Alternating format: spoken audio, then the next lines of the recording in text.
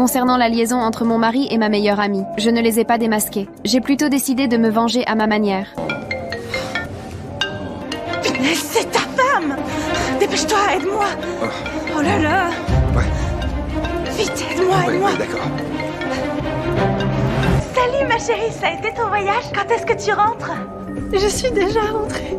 J'ai fait semblant de dire à Annie que j'avais découvert l'infidélité de mon mari et que cette personne était encore allongée dans son lit. Annie a paniqué immédiatement. Qui s'est traîné? Est-ce que tu l'as reconnue? Non, elle me tournait le dos. Mais je vais retourner voir et je vais regarder cette face dehors dans les yeux. Non, calme-toi. Qu'est-ce que ça changera? Ça compte vraiment de savoir qui c'est? Ouais, t'as sûrement raison. Ça n'a pas d'importance. Dans tous les cas, ils sont tous les deux morts. Non, arrête, s'il te plaît, ne fais pas de bêtises. Tu veux pas finir en prison, non?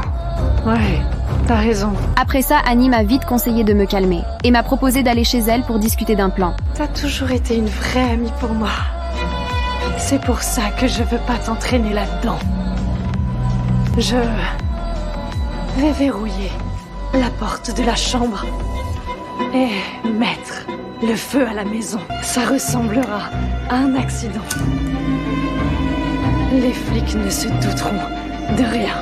Annie n'a eu d'autre choix que de continuer à me calmer. Et elle a dit que mon mari ne méritait pas qu'une maison serve à l'enterrer avec lui. J'ai fait semblant de penser qu'elle avait raison.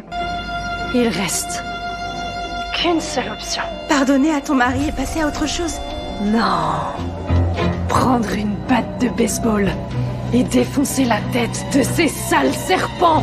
Annie a complètement paniqué. Elle s'est précipitée derrière les rideaux. Et mon mari a fait semblant de dormir.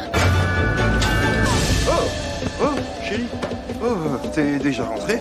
Et qu'est-ce qui se passe? À ce moment-là, Annie avait disparu de la pièce. Mais quand j'ai vu les vêtements sur le canapé, j'ai compris qu'Annie était forcément encore là. Alors j'ai sorti mon téléphone pour l'appeler.